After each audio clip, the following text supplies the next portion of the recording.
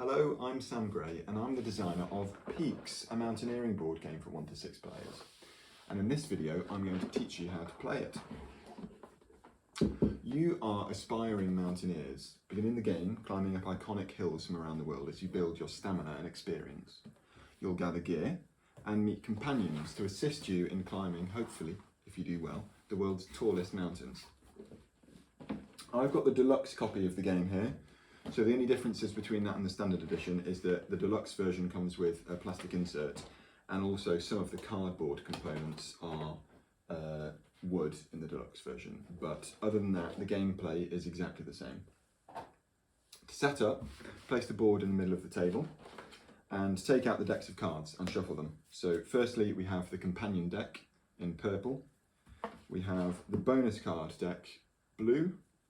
And we have 2 mountain decks in green. We've got the A deck, which you can shuffle and place here, and the B deck to shuffle and place here. Then you deal 4 A mountain cards face up to the mountain display. We've also got 2 other decks of cards in here. We've got boost cards in orange. These are a different way to start each game, but for the first game we're going to leave those in the box. And we've also got solo cards. So these are for if you want to play the game by yourself.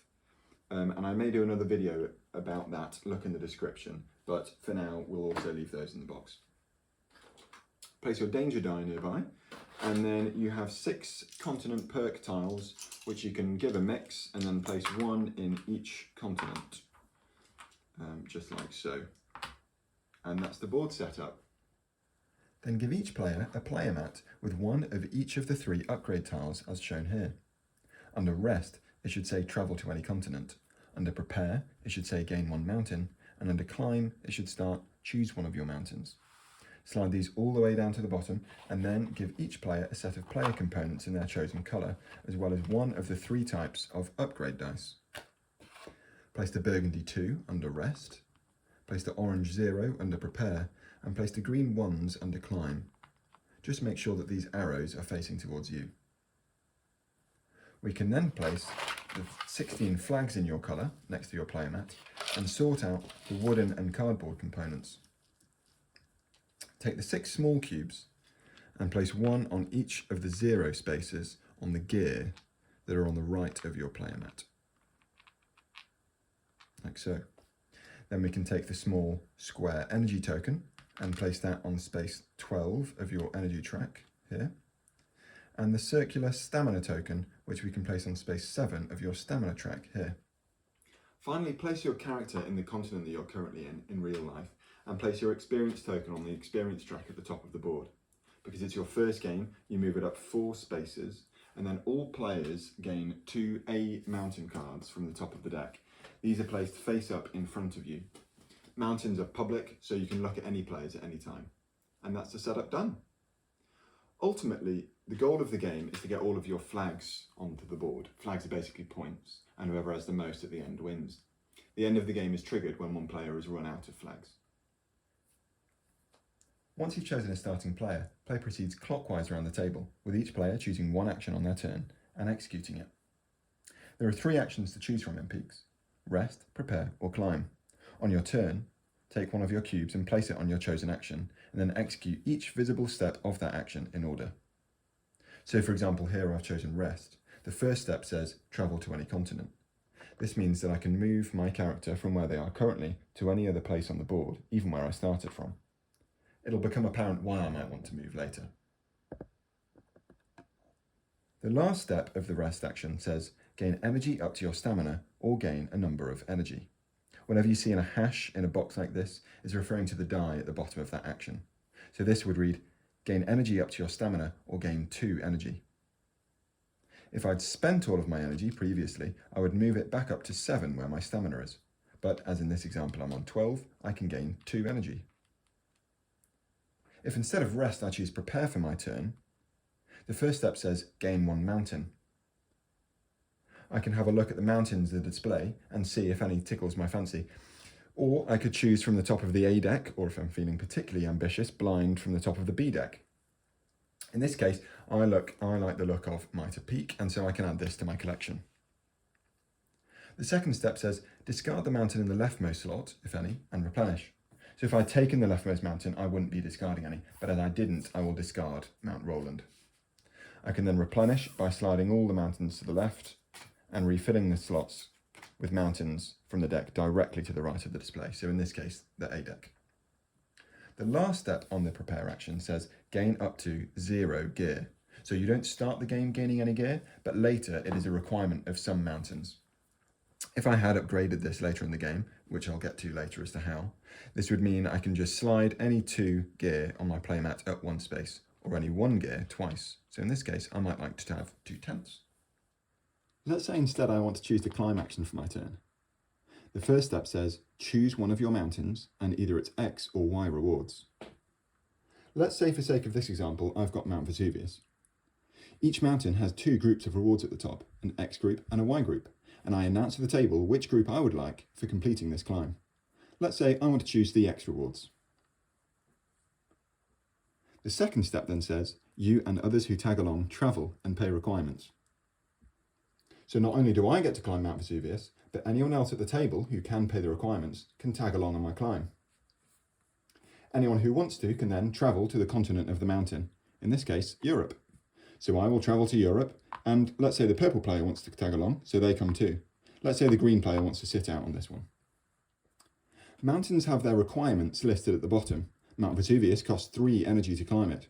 Or if you're leading a climb where other people are coming with you, you only pay 1 energy. So I will move the energy tracker on my player mat down 1 space, and purple will move theirs down 3. The final step of the climb action says, gain rewards. So I chose to get the X rewards at the start of this turn, and so therefore I gain a companion card. We'll get to what these do soon. Any unchosen rewards are gained by all the players tagging along. So purple will gain 1 experience advance, and so they move up 1 space on the experience track. The next part of the step says, you gain the top number of experience advances. My top number is currently 1, and so I will move up 1 space on the experience track. If there were 2 or more players climbing, all the climbers gain the bottom number of experience advances. So because purple came with me, all the climbers, yellow and purple, gain 1 experience advance. Finally, if there were 4 or more players climbing, so if you're playing a big game and lots of people tag along, you also gain an extra cube, and place that on one of your actions at the top of your playmat. It will become apparent why you might want to do this soon.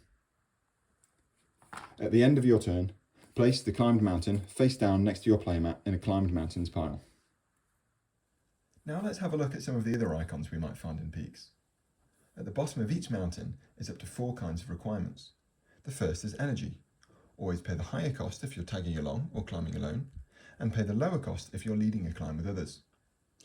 To pay an energy cost, just move the energy tracker on your playmat down that many spaces. When paying any energy cost, you may first discard any of your cards to gain 1 energy for each. The next kind of requirement we might find is gear. On Mitre Peak, for example, there's a harness requirement as depicted by this carabiner icon. To pay a gear requirement, just move down the cubes 1 space for each depicted gear on the mountain. The next kind of requirement we might find is acclimatization. Usually when you climb a mountain in peaks, you may travel the same turn as you climb it from anywhere on the board. But to satisfy the acclimatization requirement, you must start your turn in the correct continent. So if the yellow player wanted to climb Mount Elbert, they must start their turn in North America. The green player can tag along if they have enough energy, but the purple player can't. The final kind of requirement we see is experience. Experience is a bit different to the other kinds of requirements. Energy, gear and acclimatization need to be satisfied individually by each player on the climb, whereas experience can be satisfied as a collective. To see the party experience, we take the big green number for the leader and the highest bracketed number of those tagging along. So if the yellow player wanted to climb Mitre Peak in Oceania, alone they would have 2 experience, but if anyone else came with them, they would have 3. 2 for the leader, and the highest bracketed tagging along is 1 to make 3. Just like in real life, if you don't have enough energy, you can't climb the mountain. But if you don't have enough experience, you can still give it a go, it just might go a bit wrong. So in this example, as they are 2 experience below the requirement of Mitre Peaks 5, they must roll the danger die twice. The first roll results in a blank, and the second results in a danger. If you roll any dangers on your turn, you do not gain any of the rewards with a red triangle, but you always gain those without a red triangle in your chosen group.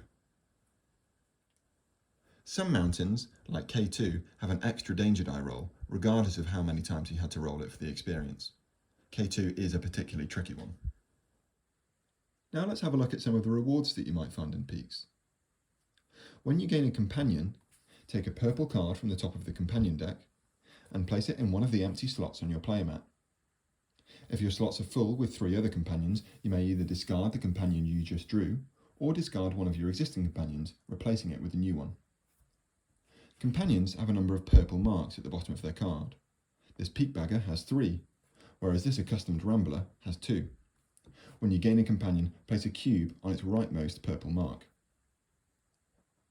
You can use companions when you climb or you tag along on someone else's climb, and when you use them, just move the cube 1 space to the left. If it's already in the leftmost spot, instead discard the cube and the card when you've used it. Companions help in 2 ways. Firstly, they have an amount of experience, which is added to the party experience. So as well as the big green number of the leader and the highest bracketed number of those tagging along, you also include all the experience of all the companions brought on the climb by all the players on the climb. Companions also have an ability, which is explained in the text at the bottom of the card, and affects only the owner of the companion. You can still bring a companion on a climb for their experience, even if you can't or don't want to use their ability. When you gain a bonus card, take the top card from the blue bonus card deck and add it to your hand. Bonus cards have an endgame requirement to satisfy to gain some flags, or you can discard them during the game for a different bonus, as noted on each card. Some bonus cards refer to your neighbours. These are the players sitting on your left and right. Other bonus cards refer to your climbed mountains pile. Whenever you gain a stamina reward, move the stamina tracker on your playmat up 1 space. If it covers another reward, you may gain that reward immediately, so just here you would gain a bonus card as well. When you gain a die upgrade, choose one of the 3 dice at the bottom of your playmat and turn it 1 face anti-clockwise, so you can gain more energy when you rest, more gear when you prepare, or more experience when you climb. If you gain enough die upgrades throughout the game to upgrade a die to max, gain a flag, which is a one-time bonus as depicted in the corner of each die, and place it next to your character. Whenever you gain a flag, place one in your character's continent. Remember, this is how you win the game. And finally, whenever you gain experience advances, move up that many spaces on the experience track. The first player to hit this A to B icon switches over the decks on the main game board so that the B deck is on the left. This means that from now on, when anyone takes a prepare action, mountains from the B deck will start to flow into the display. In order to pass through this dotted threshold, you must have 2 A mountains in your climbed mountains pile, or be in the process of climbing your second. There's the same requirement for this dotted threshold, except with B mountains. When you gain a tile upgrade by moving your experience token up to one of these spaces on the track, choose one of the tiles on your playmat and slide it up 1 space. This reveals an extra step to take every time you take that action in the future. This one says gain up to 2 of any one gear type, so you can move one of your gear types up 2 spaces. This one says gain the continent perk after travelling. This means that on each of your rest turns in the future, after you've travelled or stayed in the same continent, you may gain the continent perk of the continent that you're in. For example, in North America, I could gain an experience advance. In Europe, Africa, or South America, I could gain one of the depicted gear types. In Asia, I can gain a bonus card and then discard one unless it's my only one. And in Oceania, I can gain energy up to my stamina. Every time you rest, you already gain energy up to your stamina at the end of the turn. But if first you gain the continent perk to do so, you can instead, in addition, gain the amount of energy shown on your rest die here. Earlier, I mentioned that when you take a turn, you place a cube on your chosen action. As you begin to take turns throughout the game, your cubes will start filling up. And when you have filled up an action, you may remove all of the cubes from all of your actions to gain the bonus from one of the actions that you filled. So if you filled up rest, you can gain 1 stamina. If you filled prepare, you can gain 1 die upgrade. And if you filled climb, you can either gain a flag or 3 experience advances. If instead you decide to leave the action full of cubes and not take the bonus this turn, in order to take another bonus later, you may still take the rest action in this example, you just wouldn't place any more cubes. Because you can gain action bonuses at any time on your turn, effects apply to later steps. So let's say I take the prepare action, and then I remove all of the cubes because it's now full to gain the benefit, a die upgrade. If I choose the prepare action die upgrade, I will gain that benefit when I come to the end of my prepare action. This is also because you always execute each visible step of your chosen action in order. Before we discuss the end of the game, I just wanted to say a couple more things about climbing. You might find yourself in a situation where you have enough energy to climb a mountain with other people, but you don't by yourself. For this and many other reasons, you might want to discuss what to do on your turn. You can ask the other players whether anyone would like to come with you, and because agreements are binding for 1 turn only, if another player says that they will, if you then climb the mountain, they must then tag along.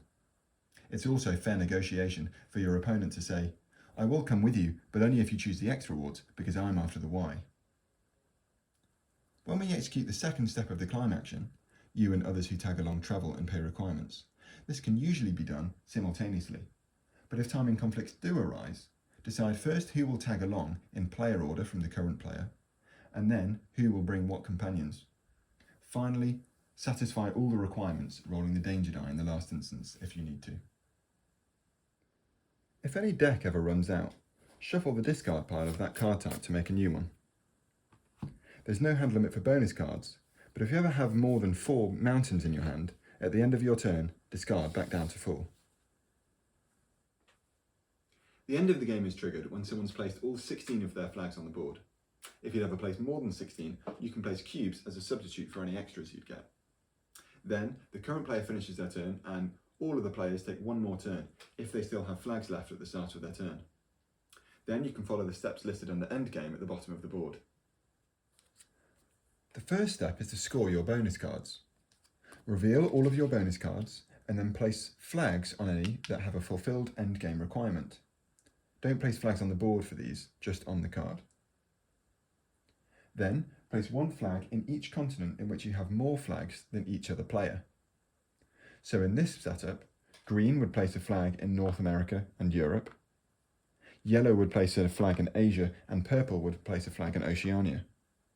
We're tied in Africa and South America, so nobody places any flags for those. Then, whoever has a flag in every continent gets to place 2 flags. As purple has a flag in every continent, they get to place an extra 2 flags on the board. Finally, look at your pile of climbed mountains face down next to your player mat and give them a count. Whoever has the most gets 3 extra flags. Whoever has the second most gets 2 flags, and whoever has the third most gains 1 flag. There's friendly ties here. So if in a 3-player game, 2 players had climbed 9 mountains and 1 player had climbed 8, the 2 players who had climbed 9 gained 3 flags, and the player who had climbed 8 gained 2 flags. Now count the number of flags and extra cubes on the board and on your scored bonus cards. Whoever has the most wins the game.